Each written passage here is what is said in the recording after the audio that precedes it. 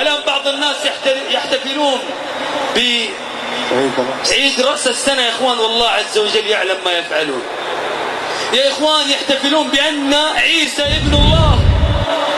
السماوات تتشقق وتتفطر والأرض تنشق والجبال تخر أن دعوا للرحمن ولدا وقالوا اتخذ الرحمن ولدا لقد جئتم شيئا إدا تكاد السماوات يتفطرن منه وتنشق الأرض وتخر الجبال هدا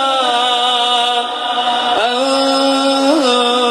دعوا للرحمن ولدا وما ينبغي للرحمن أن يتخذ ولدا إن كل من في السماوات والأرض إلا آتي الرحمن عبدا لقد أحصاهم وعدهم عدا وكلهم آتي يوم القيامة فردا.